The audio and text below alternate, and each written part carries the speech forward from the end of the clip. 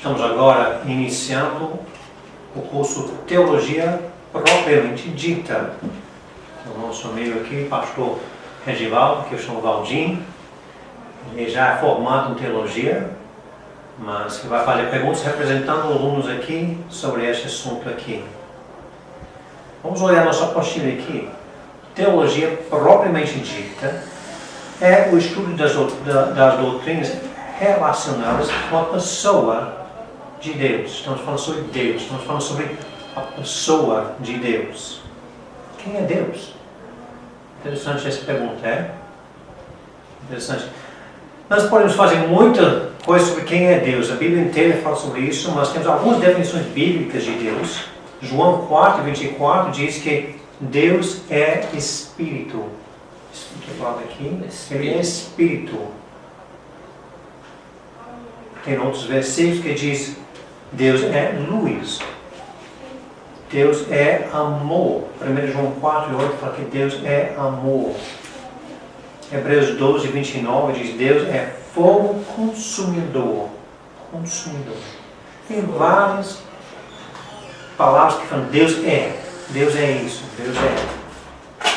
Pode pegar uma definição teológica, do breve catecismo nós temos essa definição. Deus é Espírito, infinito, eterno e imutável, tanto em seu ser como em sua sabedoria, poder, santidade, justiça, bondade, amor e verdade. Uma tentativa de botar Deus numa só frase. Muito difícil, é?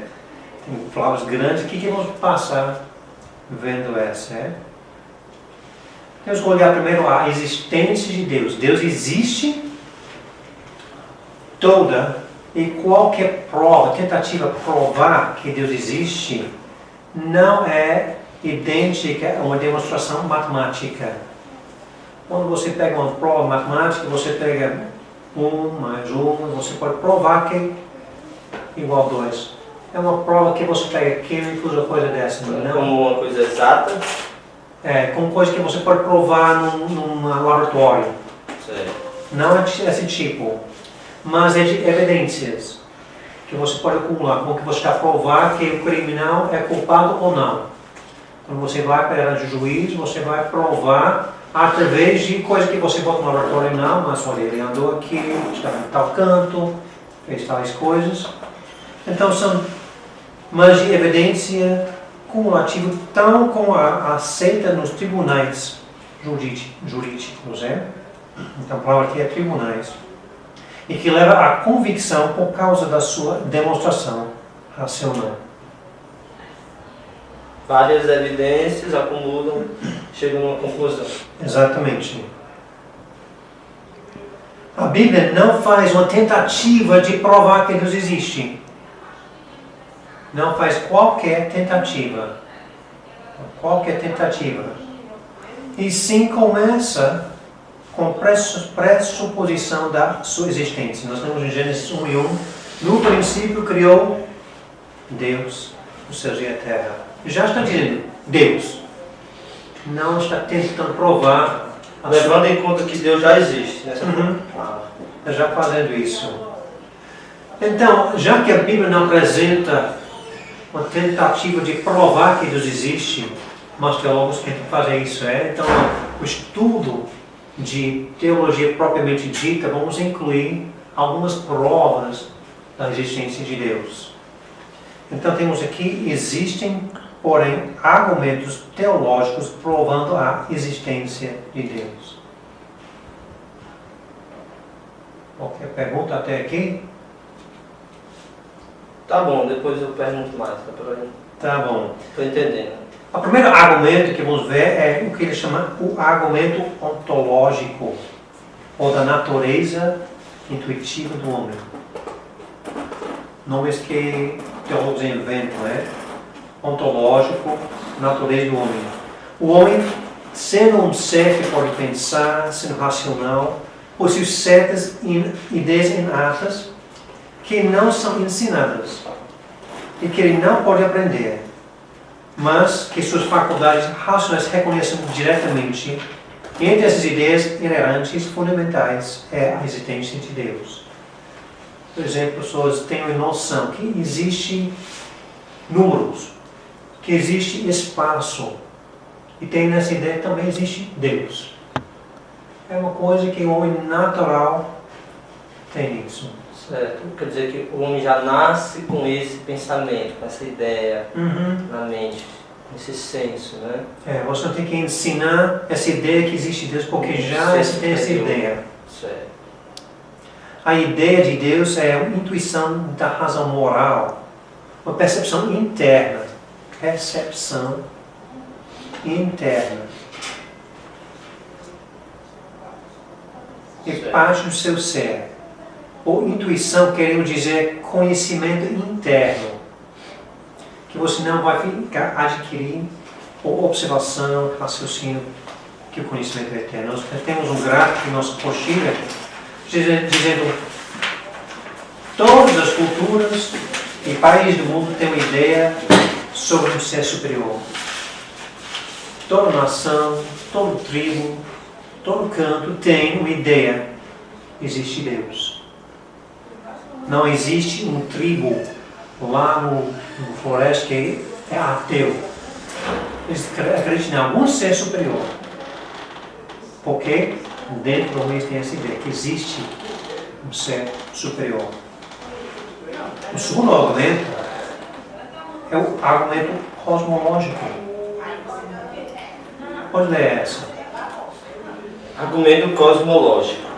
Baseado também na instintividade do homem, que acredita que todo efeito tem uma causa. Chegamos à conclusão: existe um universo e então existe um ser que causou tal universo a existir. Este argumento mostra que existe um ser eterno e autossuficiente fora do nosso universo e independente dele, com poder grande e suficiente para criar ou produzi-lo. Pronto. Então as palavras são efeito e causa. Certo. Então é na ideia que o universo existe porque alguém agiu para existir. Que não só apareceu de nada sem outro ser. Estou entendendo. O terceiro argumento é chamado argumento teleológico. Parece quase teologia, mas ele no meio aí. Teleológico. Que vem da palavra telos, que significa ordem. Ordem. Ou adaptação. Ao ver um universo com ordem, implica que a causa foi com inteligência. Fala aqui inteligência. Que temos uma coisa que tem ordem. Nós temos a figura aqui de sistema de água. A água cai, vai para os mares, vai voltando. Isso mostra muita ordem. Quem pode fazer isso? Tem que ser alguém com inteligência. O valor do argumento é que o causador era mais do que uma força, e sim uma pessoa com inteligência. Para ter criado tudo bem organizado, no seu perfeito lugar. Então vamos agora para 4 argumentos. Argumento antropológico. Pode ler essa. Este é um argumento da natureza moral do homem. Com o entendimento que o homem tem capacidades intelectuais, morais, emocionais e volitais, chegamos à conclusão que apenas forças matérias não têm a capacidade de produzir. Conclusão: o Criador do homem deve possuir uma natureza intelectual, moral, emocional e volitiva. Ou, em outras palavras, o Criador é uma pessoa. O valor desse argumento é que o ser humano não somente tem um ser maior que o criou, mas este ser é uma pessoa com capacidade de julgar. Também o homem na sua moralidade. Então esse argumento não fala somente de ordem, mas de moral. De certo, errado, coisa dessa, que essa sé que existe vai nos julgar. Por isso que pessoas têm medo, temor daquele Deus, daquele ser superior. Que eles querem adorar, que eles querem ofertar, fazer coisas para o céu, porque o homem natural pensa desse jeito. Certo. Vocês sentem que esse ser superior é autoridade sobre eles. Uhum. Em todo lugar as pessoas sentem isso, né? Porque o homem natural, quando ele faz o errado, ele sente uma culpa. E ele sente culpa não somente perante a pessoa, mas será que eu ofendi um dos deuses? Ou o Deus? Dependendo da cultura, eles têm essa ideia já dentro. O argumento antropológico. O quinto, o argumento da congruência. Este argumento é um conjunto dos argumentos anteriormente apresentados. A crença em um Deus pessoal se adapta e se harmoniza com todos os fatos da natureza material e imaterial. A crença em um Deus pessoal e autoexistente está em harmonia com todos os fatos da natureza moral e mental. A existência de Deus combina. Então, combina com tudo o que vimos ao nosso redor.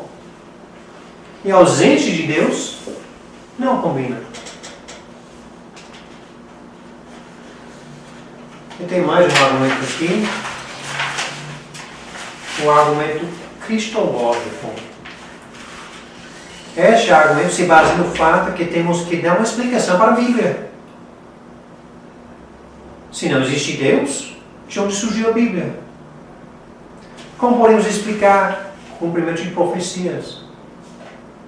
Como que vamos explicar milagres? Um caráter sobrenatural, missão divina de Cristo, a influência de cristianismo no mundo, o fato de conversão, mudança moral e espiritual do homem. Estas realidades não têm explicação se não aceitamos a existência de Deus. Esse argumento aqui talvez pegue então muitas pessoas que não acreditam em Deus, mas veem milagres, né? Pessoas que seria isso, pessoas que estão no hospital e uma doença terminal já, de repente fica curada. Então seria isso, né? Como é que uma pessoa que não acredita num Deus, em nenhum ser superior, vai explicar isso, né? Nós temos, então, uma conclusão. Só existem duas possibilidades sobre o mundo e o universo ao nosso redor. Ou alguém fez, ou o mundo si próprio fez. Nesse segundo, o mundo si próprio fez. As leis naturais e a própria ciência nega a possibilidade de segunda opção. O ateu tenta educar a mente para acreditar que não existe Deus. É notável que a teoria da evolução não ataca somente Gênesis, mas também a existência de Deus.